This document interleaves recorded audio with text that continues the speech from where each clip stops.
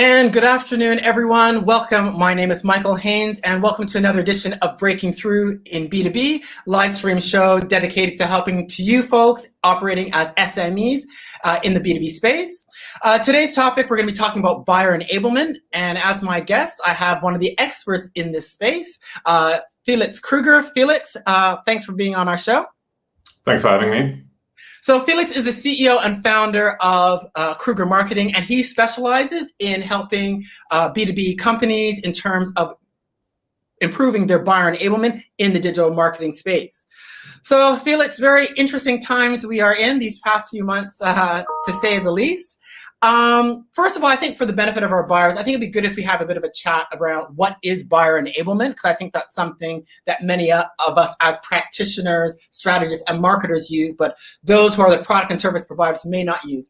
Now, in terms of buyer enablement, from my perspective, and I'll be interested to hear your definition, I always thinking of it very simplistically about how to make it easy for business buyers to buy, and breaking it down to two components, really about providing information, insights, and advice to really help those business buyers meet their objectives. And then secondly, to help them with their whole buying decision, because as we'll get to in our discussion, the buying decision process is, well, complex and a bit convoluted and very much non-linear, to say the least. So how would you define buyer enablement from your perspective? Yeah, I think, so, I mean, to understand buyer enablement, you have to understand where it kind of stems from. So I think buyer enablement has kind of moved the conversation on from sales enablement, where sales enablement was mainly about making it easier for salespeople to sell their products. Buyer enablement turns that equation around and kind of changes the mentality around that and enables buyers to make better purchase decisions, and it's basically in line with the whole content marketing approach, and it's essentially all about providing information that supports the buying activity. So like as a B2B organization, it's really important to understand what the problems are for the buyer throughout the buying journey, and basically providing the content and the tools along the way to reduce friction on that front. So, that might be information that's crucial to educate the buyer, or that might be tools that allow the buyer to make the case internally why that solution would work or would solve the problems, and also to get other stakeholder buy-in. So there's a whole lot of components to it, and I guess the complexity really varies depending on what sort of organization you're dealing with and what sort of market. But all in all, it's all about understanding the buyer better and providing the tools to reduce friction for the buyer throughout the buying process. Okay, awesome. Thanks for that, Felix. And so that actually leads to my next point I want to have us to have a bit of a chat about in terms of, where are, the state of the B2B buyer today. So, we all know the past 6-7 months have been horrendous for everyone, but in the B2B space, there's been a lot of, from what I've been observing, a fair bit of changes in terms of some of the B2B buying dynamics, in terms of there being more decision makers involved. I think the latest stats now, they're saying anywhere from 6 to 10 people involved. Buyers are doing a lot more self-educating, self-research, and they're doing that right throughout the whole buying process. They're looking to not really engage with salespeople until much later in the process as well. Yep. And so we're seeing a lot of that. Even from, I can recall from 12 months ago, the level of trust in and reliance on vendor information has somewhat been a little bit fluctuating, and business buyers want to be looking at multiple sources of information. So yes, they will look at vendors, but they're going to leverage social media, subject matter experts, industry and trade associations. So there's the buying dynamics has been kind of fluid and has been changing. Then I think combined with what we've been experiencing the past 6 to 7 months, now it seems as though a lot of business buyers are really looking for what I call decision maker confidence. So they're really looking for that kind of clarity as to what they need to be doing in terms of, particularly as we are now in, approaching mid-November, how to start taking the business forward. We've gone out of that kind of, crisis mode. Now it's about, okay, how do we position? What do we need to do to take the business forward, even though we're in this kind of uncertain what is ahead in 2021, but recognizing we've got to generate sales. And in some cases, there are some businesses that are really in a position of growth. Some of the companies in technology sectors, for example. So what have you been seeing in terms of the B2B buyer today as we are here in November? What have you kind of seen in terms of where they're at, how things have changed, and what some of those implications might be?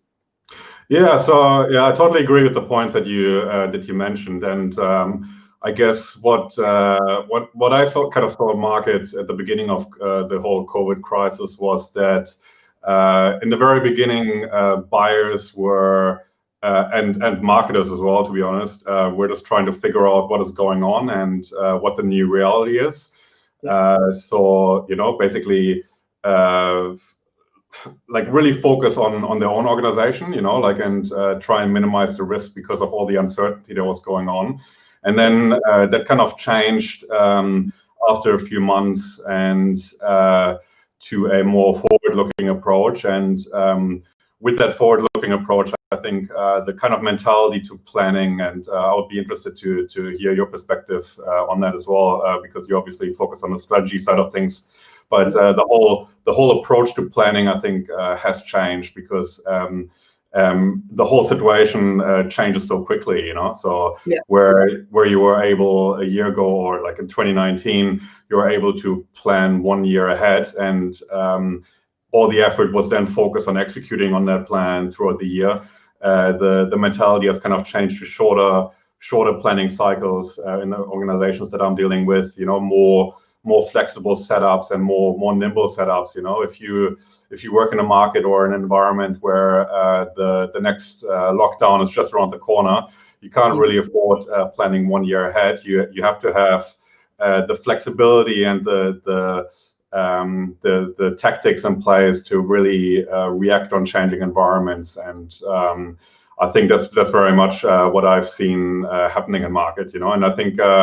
The interesting thing is that also from a buying perspective, like the kind of solutions that B2B buyers are purchasing also have to fulfill that more tactical view. So it's not so much about purchasing a solution that will work in the current state of things for the next 12 months, but it has to be a solution that is really flexible and allows the buyer's organization to use it in a flexible way. And I think that's the new reality that we're dealing with. It's much shorter term, it's much more reactive, and it's not so much about the very far future-looking plans. Yeah. Yes, I definitely would agree. I think there is a bit of variation, I guess, depending on the industry that you're in, where you're located geographically as well. Because there are some companies, in certain technology sectors, they're all about growth and moving forward. Others, depending where they're located, yes, they are taking a bit of a short-term view. So my perspective in terms of planning is you can be looking ahead to 12 months, but I think, and you do need to be having a plan as to how you're going to get there, what industries, what markets. Taking a strategic approach about understanding, or what I call listening to your market, industry, and customers, and knowing where you're going to focus on, what you're going to deliver, having that forward view, but you have to be doing that regular review and reset. And I think, so whether it's quarterly, in some cases, quarterly might be appropriate. In other industries, it might need to be more frequent, but having that review and reset as to what you're doing and that continually monitoring of the environment now, I think is quite critical and important. So you know what's happening within your industries, in those markets that you're going after, those companies. Yep. So I kind of say you're forward looking, whereas before we might say, look, 18 to 24 months out. Now I would say in many cases, it's more like a 12-month view, as your forward looking view. And you do need to have a plan, but doing that regular review and reset and that constant scenario planning of a context monitoring, and then looking at what are the implications as things are starting to change in your industry, markets, is quite important. So that kind of leads to a question, Felix. So in terms of, given that we do have this state of flux, what are some of the implications from a buyer enablement perspective in terms of, does that change in terms of the kinds of buyer enablement tools, the kinds of information and content we need to be providing, given that there is this now kind of uncertainty and the need to be flexible and adaptable? Yeah, so I think the biggest challenge from a buyer enablement point of view is to really understand the changing situation for the buyer. You know, like it's no longer sufficient to create audience personas, you know, once every few years and just stick with them and assume that the challenges remain the same. You really need to put the things in place to update those personas and to generate insights on an ongoing basis. You know, because not only the situation, like the situation from a medical point of view changes on an ongoing basis, you know, with new clusters and infections and lockdowns and whatnot, but the economy changes with those restrictions, you know, and I think having the things in place to maintain that understanding and to gain those insights on an ongoing basis is really important. And that's basically that's one of the big mistakes that I've seen during the COVID-19 crisis, that people assume that the marketers assume that the audiences that they're talking to are still the same that they were half a year ago, you know. And I think and a quick plug for a report that we're about to release. So we're releasing a report, the top 5 B2B marketing mistakes during the Corona crisis, which is basically observing the kind of mistakes that have been made by a lot of brands. And this is one of them. And it's really important on that front to establish the channels to gain those insights on a regular basis, you know. And there's a couple of things you can do really easily. So number one is to monitor what the conversation is online.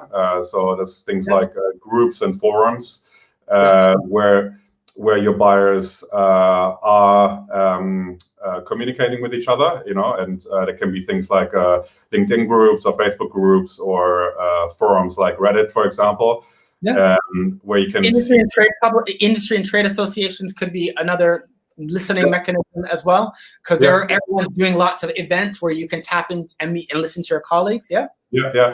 And then the second part, of course, is any customer-facing teams. You know, sales and customer service.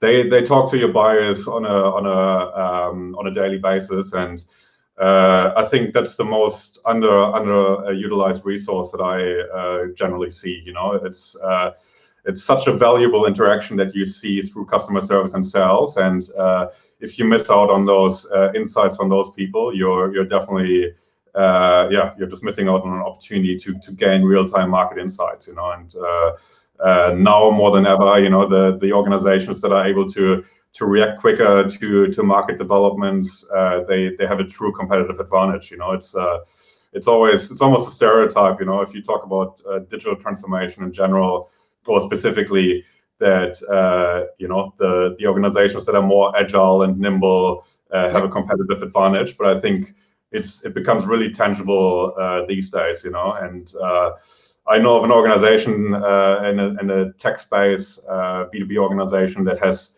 pretty much put all of their marketing activity on hold for 2 months, you know, during the beginning of the Corona crisis, because they were unsure in their global organization and they wanted to work out what is happening, and had to realign all their teams. You know, if you're such a big organization and then you compare that to small startups who might be challenger brands, they're able to achieve the same outcome that those organizations have in 2 months in 1 or 2 meetings, and they're able to move quicker to address these buyers that those bigger organizations are addressing. You have a real advantage, and you might be able to steal market share, you know. So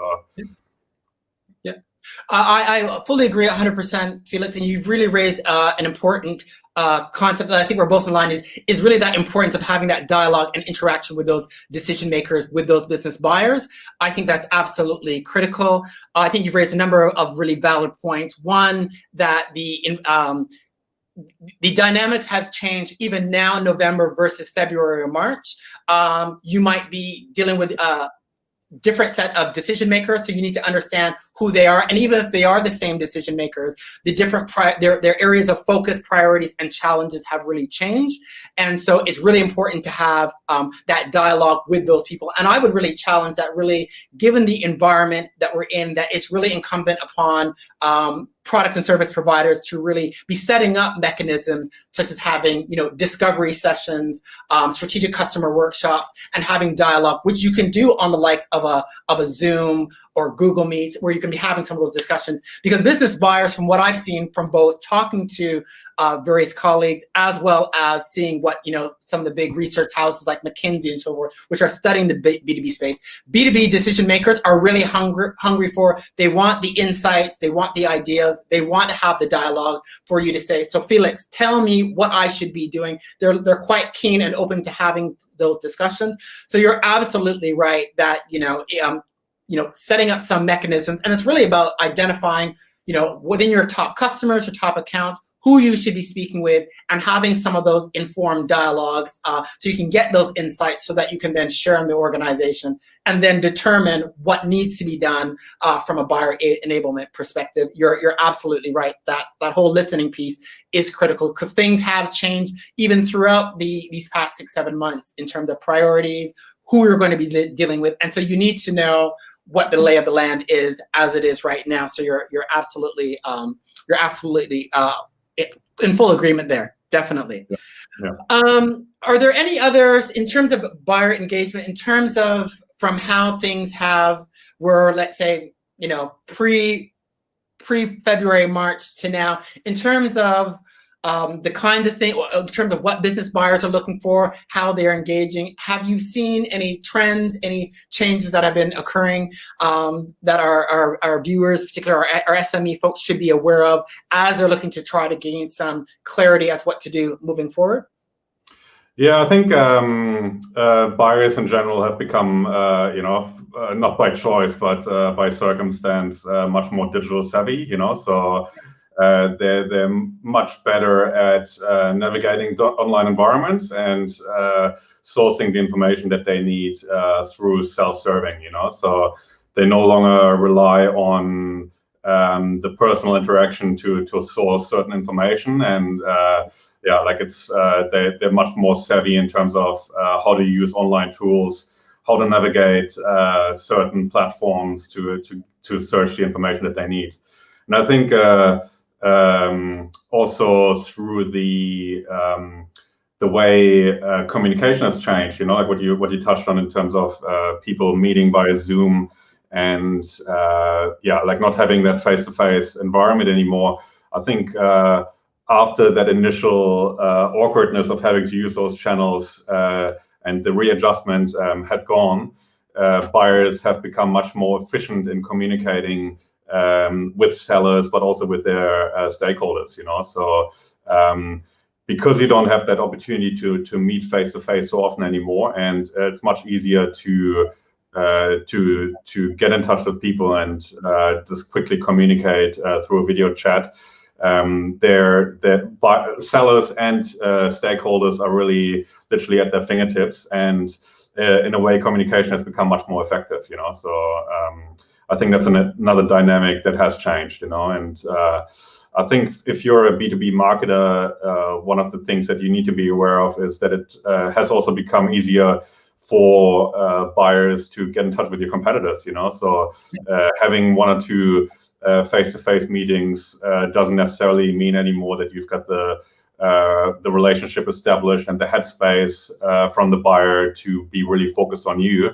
They can very easily set up a meeting with competitors, and if you think about the online experience, like of sourcing content, if your competitors make it much more easier to find the information that you need, and the friction of sourcing relevant information and tools is more reduced on competitor channels, then those people will definitely have an advantage. So I think, ease of communication and savviness in sourcing content has definitely improved from a buyer perspective during COVID-19.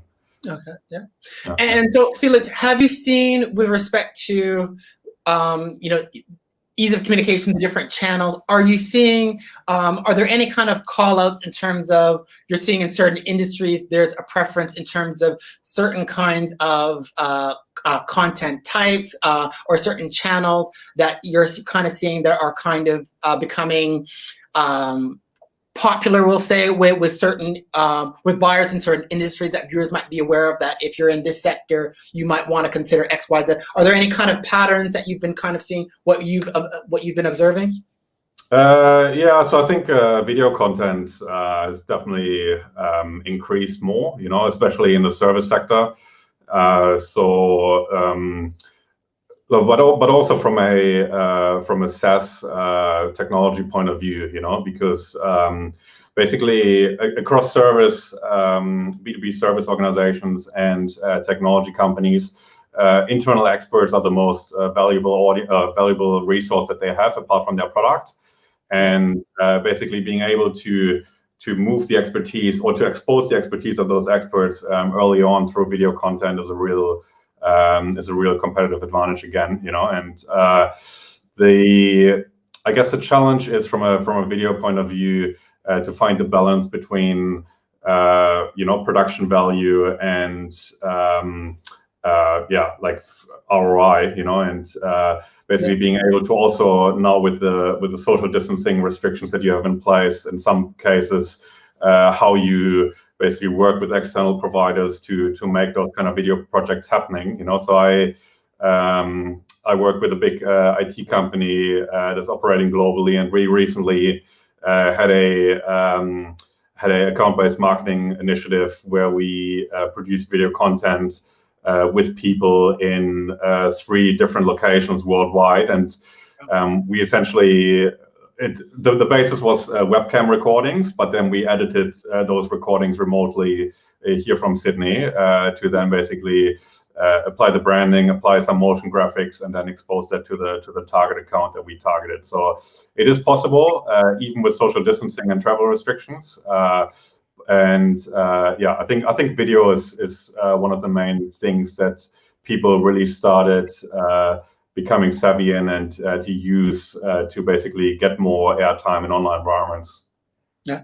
And as part of that, Felix, would you be suggesting as well, in terms of creating that video content, it's about repurposing and content distribution in terms of making sure that it's available and accessible to where those buyers are, I guess, well, say hanging out, for lack of a better word. Is that also a key component in terms of really maximizing the ROI and the benefit you can get from that content? Yeah, absolutely. I think you know, video is not easy to produce. You know, it's you like just from the mechanics of it. You know, and just the whole publishing process. So I think it's really worthwhile if you consider moving into video to address your buyers and to provide value to your buyers, to really think about how you can maximize that. And there's a few pieces to it. You know, obviously. Being organized in terms of the production process, you know, that's really important. That makes things much easier. Seeing how you can, you know, if you have a recording session, how you can maximize that to create multiple assets. Yeah. And if you can utilize the content that is featured within the video in other formats, you know, like for example. You know, if you can create an infographic out of it, if you can create an article out of it, if you could use the audio version as a podcast, and so on. So the production effort that you put in once can yield multiple content formats. You know, and I think again, like there's a big missed opportunity and a lot of wasted ROI out there if you think about the possibilities that you have on that front. From a distribution point of view, I think it's also one of the 3 pillars that I keep on talking about with Krueger Marketing, which is the accessibility. And accessibility in that sense isn't talking about you know, the you know, providing different kind of mediums to consume the content, but it's more about basically, again, reducing the friction throughout the buyer journey and exposing the content when the buyer needs it most, you know. So I I think one of the easiest things that B2B organizations can do when they publish their content is always do a quick check whether they have a link to a longer form piece that basically builds on what you already have, and to allow a deeper engagement with the kind of subject matter, or allow the buyer to move forward within their buying journey. So I think a lot of organizations kind of think the work ends with publishing the content and then you just measure engagement. But I think it's also important to tell the buyer what's next.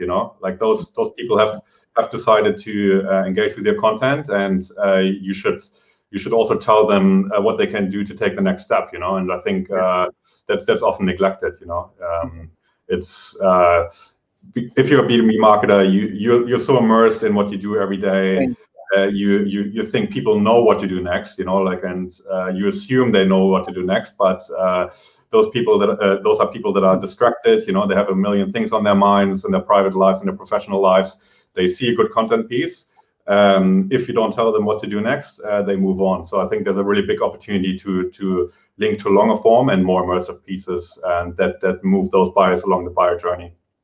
And that's a great point you've raised, Felix. So I think that identifying what the next step is, I think that kind of comes through in a couple of places. One, in terms of your content, making sure you indicate, what is that next step. So the call to action, as we marketers and strategists like to use as that call to action, but also within your content as you're creating, providing links to other useful resources, other content you have that can further help them as well.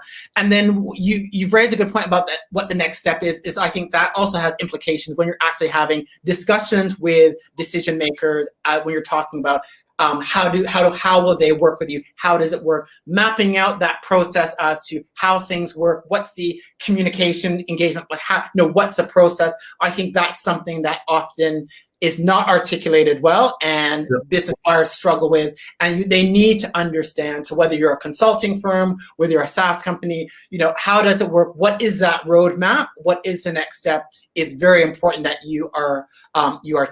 that you do clearly articulate. Felix, you mentioned about accountability. I know you also have kind of two other key components in your framework that is kind of the foundation, the principles for Krueger Marketing, which is personalization and differentiation. Could you talk through a little bit about each of those for viewers and listeners as to what those mean and in terms of buyer enablement? Yeah, sure. So, personalization, a lot of people associate personalization with, like very sophisticated marketing automation setups and very technical things that you put in place to dynamically create web pages that only feature content that is relevant to you according to your previous browsing behavior. But that's not really what it's all about. What it's all about is providing curate content and providing a content angle that makes it relevant to certain market segments or ideally to certain buyers, And again, I think if you talk about especially digital tools, and services that appeal to a broad target market, you really want to bring that back to what that means to specific market segments, And I think the easiest starting point is to tailor the benefits that you communicate to that specific market segment, And that's essentially what personalization is all about on a basic level. On a more sophisticated level, that's again like things like very niche content curation for buyers, producing content specifically for certain target accounts, to specifically address their needs, And again, like one of the companies that I work with, they are a global company in the SaaS space, and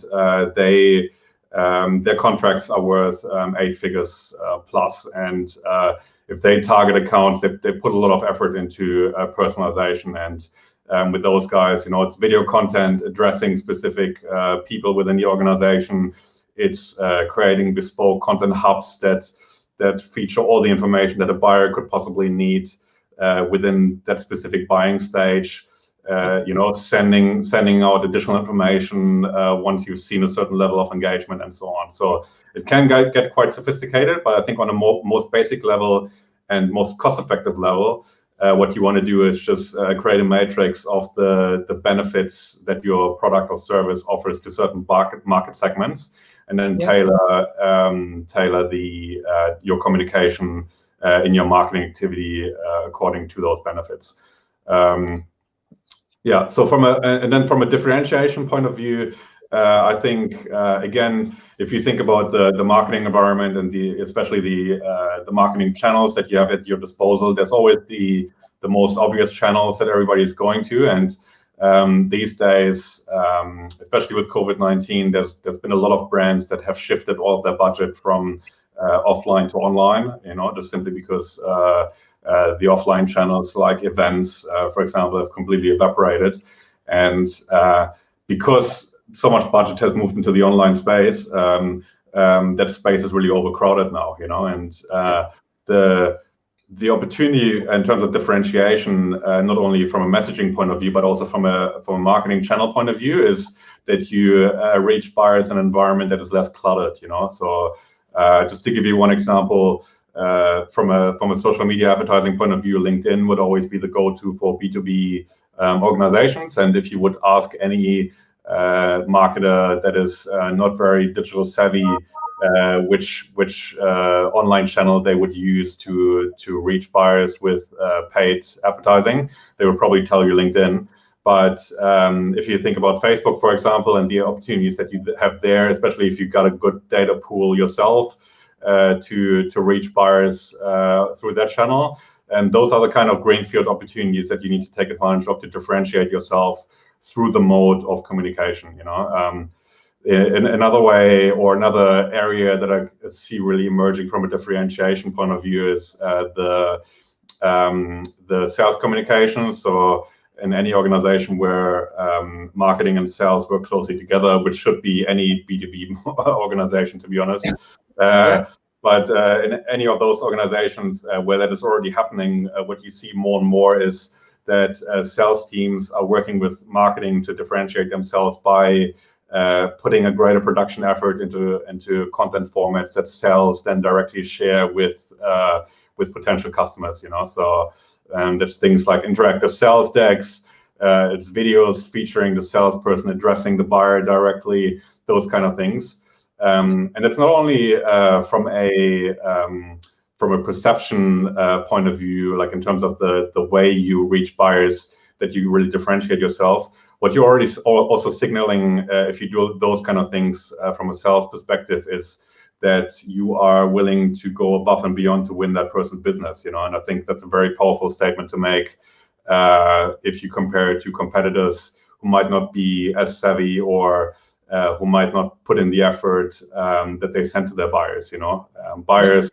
Buyers want sellers to try really hard, and that's really what you signal with those kind of executions. And I think you've raised an excellent point there of a couple of things. One, that marketing and sales really need to be working together now, because what buyers are seeking now, buyers don't want to be pitched to. You can't no longer do the show up and throw up, as a colleague of mine calls it, and be making the pitch. They do want to have the insights, the information. They want the roadmaps. They want to be working together. So therefore, marketing and sales do need to work together to develop the right kind of content, to have those very kinds of more insightful, meaningful conversations to progress the journey. So you're completely, absolutely right there, and using the right kinds of formats that the business buyers definitely want to be utilizing. So that's quite critical. And again, it goes back to your earlier point of really understanding your customers, understanding those markets, understanding those customers is going to be quite critical and useful. So Felix, what would be some 2 or 3 tips in terms of a service-based SME who's looking to starting to kind of put together some of their initial steps for their 2021 roadmap in terms of how to be to start buyer enablement, how to get them on their way? What are some 2 or 3 action steps that they should be taking as some initial steps to get them started in terms of being more buyer-centric and enabling buyers as part of their whole marketing and sales process? Yeah, so I think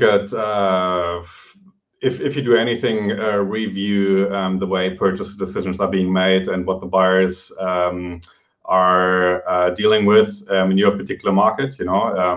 If you do one thing, then do that. It will help you to. Unless you understand the buyer, you can't enable the buyer. So that's the main thing. Other things you should do is then, based on that analysis, map out what the buyer journey looks like and what sort of content formats and tools you have available to support that journey, and then it will allow you to identify gaps that you need to fill. And I think generally, if you still have that sales enablement mindset rather than the buyer enablement mindset, you need to shift that, and basically whatever you do in your marketing activity, ask yourself, what can you do to be more helpful to your buyer? What can you do to make your buyer's life easier? And I think that's a breakthrough mindset shift that you can achieve in 2021 if you don't do that already. So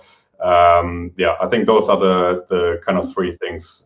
Yeah, I fully agree. That really, that starting point is really getting a current, up-to-date understanding of your business buyers. Who are those individuals? What are their priorities? Mapping up that buying process.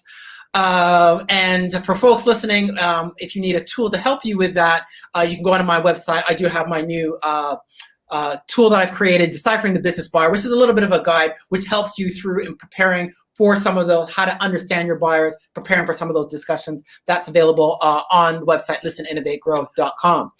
Felix, thanks so much for taking the time to have a chat with me. I think listeners are going to find this very insightful and useful. For those that want to learn more about digital B2B buyer enablement, how can they find you, connect with you if they want to be learning more and getting started on that process? Yeah, so you can connect with me on LinkedIn, of course. Look for Felix Krueger from Krueger Marketing. I'm on LinkedIn a lot, so you'll get a quick response from me if you connect with me. Always happy to network and meet new folks. The other thing that you can also do is visit KruegerMarketing.com. And if you're interested to have a specific conversation about your setup, each month we give away 5 free audit sessions with new clients. Those are really like non-binding strategy sessions that we run, where we review like some of your setup and provide some actionable advice. We believe in paying it forward and really providing as much value as possible upfront. So if you're interested in having a discussion about your setup and what you can do to really easily improve it in 2021, reach out to us and ask for the B2B marketing audit. Great. Thank you very much, Felix. So that's it for today, folks. Hope you found this useful. And until next time, I'm Michael Haynes. Thanks for tuning in to Breaking Thru in B2B. Until next time, take care and stay safe. Bye for now.